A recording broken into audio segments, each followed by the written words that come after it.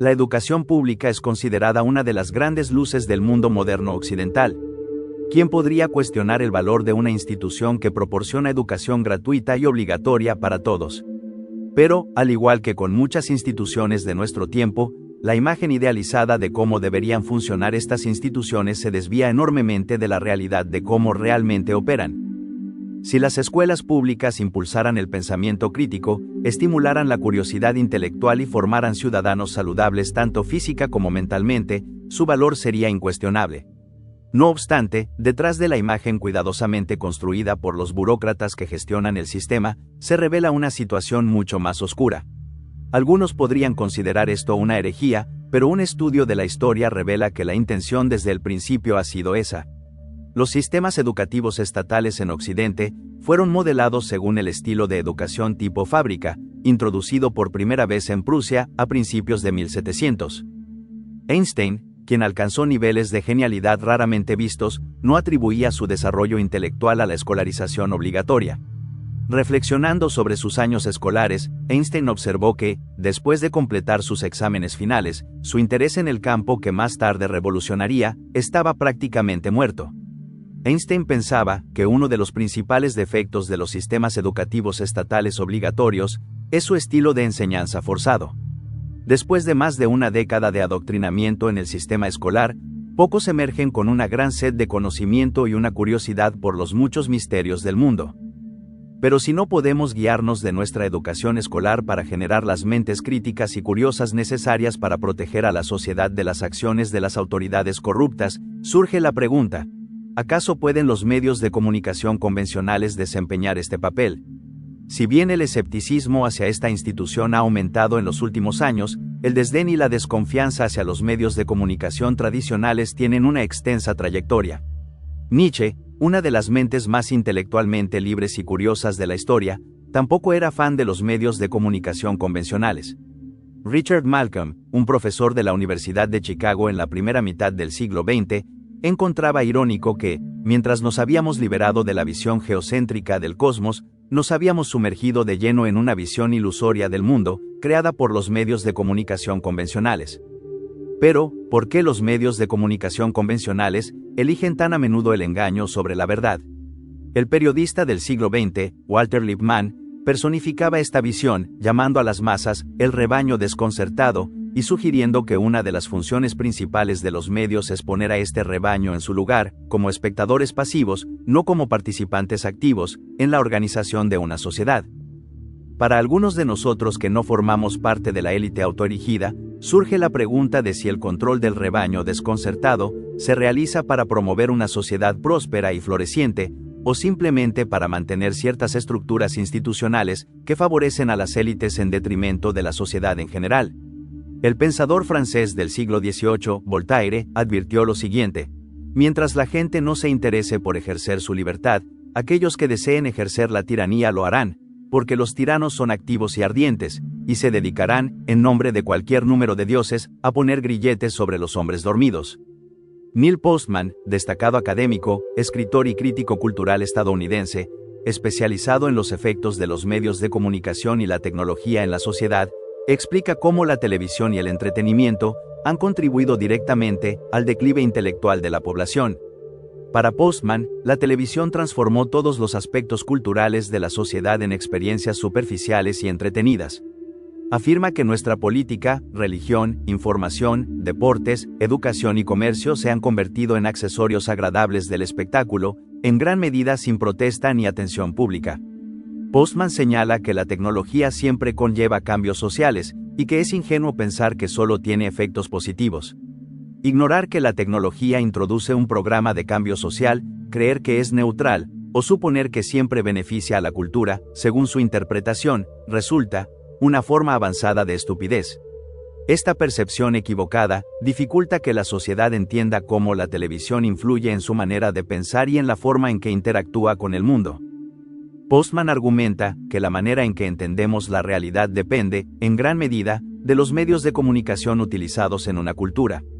Dice que no percibimos la naturaleza, la inteligencia o la ideología tal como son, sino como nuestros lenguajes y medios nos lo permiten. Para él, nuestros medios son nuestras metáforas, y éstas crean el contenido de nuestra cultura. Por ello, la mejor forma de entender una cultura es analizar cómo se comunica. En su época, la televisión era el principal medio de comunicación. La describe como el centro de comando de la nueva epistemología, indicando que no hay público demasiado joven, pobre o educado, que pueda estar excluido de su influencia. Además, todos los temas de interés público pasan por la televisión, lo que significa que la comprensión de estos está moldeada por sus sesgos. La televisión, dada su accesibilidad universal, se convierte en el principal medio por el cual la sociedad adquiere e interpreta información.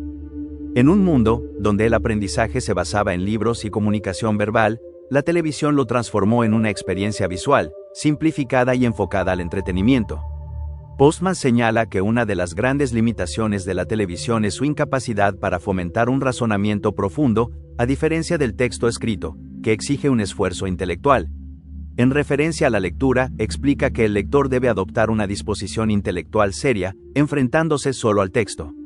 Durante la lectura, las reacciones son aisladas y el intelecto se remite a sus propios recursos, enfrentándose a las abstracciones de las palabras impresas, sin la ayuda de elementos visuales o sociales.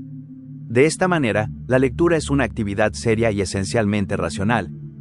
Para Postman, la inteligencia reside en la capacidad de pensar de manera abstracta y manejar conceptos sin necesidad de representaciones visuales. La lectura desarrolla el pensamiento analítico y crítico, lo que la televisión no permite. En una cultura centrada en la imagen, la información se presenta fragmentada y simplificada, impidiendo la reflexión profunda. Postman señala que involucrarse con el lenguaje escrito requiere habilidades como clasificar, inferir y razonar, además de identificar mentiras, confusiones y abusos de lógica. Por el contrario, la televisión y el entretenimiento tienden a presentar información de manera incoherente, siendo incompatible con el pensamiento lógico.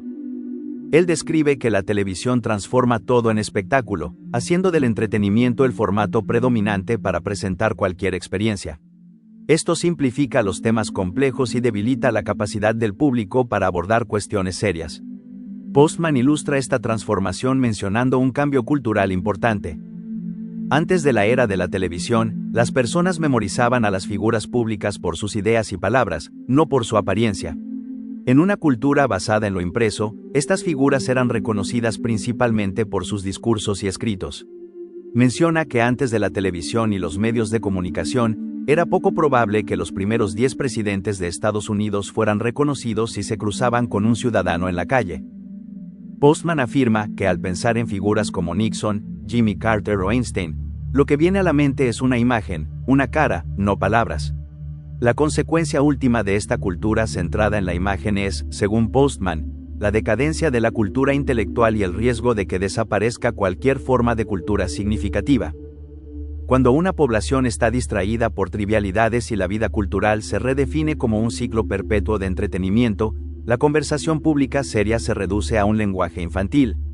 En definitiva, un pueblo se convierte en un público, y sus asuntos públicos se transforman en un circo mediático, lo que pone en peligro a la nación y hace que la muerte de la cultura sea una posibilidad real. Además, la dominación del entretenimiento también influye en las interacciones sociales. Postman explica que los estadounidenses ya no se hablan, sino que se entretienen. No intercambian ideas, sino imágenes, y no debaten propuestas, sino rostros de celebridades y publicidad. Él también analiza cómo esta cultura del entretenimiento transforma la noción misma de estar informado. Lejos de facilitar información sustancial, los medios de comunicación ofrecen información superficial que crea la ilusión de saber, mientras aleja al público de la verdadera comprensión. El peligro radica en que, al tratar la información como entretenimiento, perdemos nuestra capacidad para comprender lo que realmente significa estar bien informado. Postman deja claro que no quiere insinuar que las noticias de televisión pretenden privar deliberadamente a los estadounidenses de una comprensión coherente y contextual de su mundo. Lo que quiere decir es que cuando la información se presenta como entretenimiento, el resultado inevitable es que las noticias de televisión entretienen, pero no informan. Este fenómeno es mucho más grave que simplemente la falta de información auténtica, ya que estamos perdiendo nuestro entendimiento de lo que significa estar bien informado. Postman menciona que aunque las sociedades han demostrado ser capaces de vencer la desinformación y las opiniones erróneas, Aún no se sabe si una cultura puede sobrevivir cuando reduce la comprensión del mundo a formatos breves como un noticiero de 45 minutos, o cuando aprecia la información solo por su capacidad de entretener, como sucede, por ejemplo, cuando ésta solo se mide por la cantidad de risas que genera. Además, enfatiza un punto crucial sobre la relación entre la política y el entretenimiento en la era de la televisión. La televisión transforma el proceso político en un espectáculo donde la apariencia de los candidatos tiene prioridad sobre su verdadera sustancia. Según él, la política se convierte en una forma de espectáculo, donde el negocio no busca promover la excelencia, claridad o honestidad. Postman afirma que la televisión no nos permite entender la verdadera naturaleza de un político. En lugar de presentar una imagen matizada de sus capacidades, se enfoca en aspectos superficiales como su apariencia y actitud. Esta presentación distorsiona la realidad porque nos impide juzgar a los dirigentes según criterios esenciales como sus habilidades, experiencia o visión política. Postman explica que la televisión no revela quién es el mejor en términos de cualidades como habilidades de negociación, imaginación, conocimiento ejecutivo sobre asuntos internacionales o comprensión de sistemas económicos. La televisión no ayuda a los políticos a dar forma a una imagen real, sino que los incentiva a presentar la imagen que el público desea ver. La razón de esto está casi enteramente vinculada a la imagen, no porque los políticos estén obsesionados con presentarse como los mejores, sino porque la televisión promueve esa necesidad. Postman señala que sería raro que una persona no intentara proyectar una imagen favorable de sí misma, pero la televisión da una mala fama a la imagen. El político no solo ofrece su propia imagen al público, sino que se presenta como una imagen para el público. Al publicar su libro Divertirse hasta morir, el discurso público en la era del espectáculo, Postman sostenía que, aunque el escenario totalitario de Orwell no se había materializado, la sociedad se dirigía hacia el escenario distópico descrito por Aldous Huxley, en Un mundo feliz, lugar donde el entretenimiento se convierte en la ideología sobresaliente. Según Postman, la cultura se está transformando en un vasto campo del espectáculo, lo que podría ser considerado agradable, pero es precisamente lo que Huxley temía. La mayor amenaza para la cultura no es la privación de información, sino el abrazo total al entretenimiento, lo que lleva a una decadencia intelectual y cultural. Los individuos silenciosos no perciben el declive cultural, que para ellos parece casi insignificante. No lo consideran un problema porque disfrutan de su entretenimiento, haciendo que se convierta en una especie de muerte cultural. En el libro de Postman, se confrontan las visiones distópicas de Orwell en 1984 y las de Huxley en Un mundo feliz. Orwell teme una sociedad controlada por la privación de información, mientras que Huxley teme una sociedad donde el exceso de entretenimiento y de información insignificante conduzca a la pasividad. Lo que Orwell temía eran aquellos que prohibirían libros. Lo que Huxley temía es que no hubiera razón para prohibir un libro, porque nadie querría leerlo. Orwell temía que nos privaran de información, mientras que Huxley temía que nos dieran tanto que quedáramos reducidos a la pasividad y el egoísmo. Orwell temía que la verdad fuera escondida de nosotros, mientras que Huxley temía que la verdad se ahogara en un océano de insignificancia. Ambos autores reflexionan sobre los peligros del control social, pero mientras Orwell advierte sobre un futuro donde los gobiernos imponen restricciones, Huxley presenta una visión donde la sociedad misma se convierte en cómplice de su pasividad. En la obra de Orwell, la verdad es un bien escaso, y su ocultamiento es el instrumento del poder. En el mundo de Huxley, la verdad pierde su valor por la sobrecarga de estímulos triviales, de modo que la gente deja de buscarla. Tanto Orwell como Huxley nos alertan, desde perspectivas distintas, sobre cómo la manipulación de la información, ya sea a través de la opresión o de la sobreabundancia, puede llevar a la deshumanización y al abandono del pensamiento crítico, crucial para una sociedad sana. Orwell temía que nos estuviéramos convirtiendo en una cultura cautiva, mientras que a Huxley le preocupaba que nos estuviéramos convirtiendo en una cultura trivial. Huxley, en Un mundo feliz, señala que los defensores de las libertades civiles deben estar siempre alerta ante la tiranía, pero subestima el poder de las distracciones humanas. A diferencia de Orwell en 1984, que presenta un control a través del sufrimiento y el miedo, Huxley imagina un control ejercido por el placer y las distracciones, lo que puede ser aún más insidioso, pues mantiene a las personas complacientes y desinformadas, alejadas de todo lo que tiene una verdadera sustancia. Orwell temía que lo que odiamos nos destruya, mientras que Huxley temía que lo que amamos nos arruine. Postman sugiere que la visión de Huxley es quizás la más profética, pues advierte que la gente adorará las tecnologías que socavan su capacidad de pensar. Huxley añade al final el hecho de que lo que afligía a la gente en un mundo feliz no era que se estuvieran riendo en lugar de pensar, sino que no sabían por qué se reían ni por qué habían dejado de pensar. El mensaje de Postman es profundamente relevante hoy. Si en su tiempo la televisión fue uno de los principales impulsores del declive intelectual, actualmente las nuevas tecnologías han ampliado aún más nuestras posibilidades de entretenimiento. En algunos casos, se podría decir que ya estamos viviendo en una distopía huxleyana, donde el placer y la distracción sirven a la sociedad sin que seamos plenamente conscientes de ello. Postman había anticipado el declive cultural, y hoy es posible que estemos tan sumidos en las distracciones tecnológicas y de entretenimiento que no logramos percibir la magnitud de este cambio. A medida que nos dejamos llevar por la inmediatez y la superficialidad, corremos el riesgo de perder de vista los valores y las estructuras profundas que sostienen una sociedad intelectual y culturalmente sana.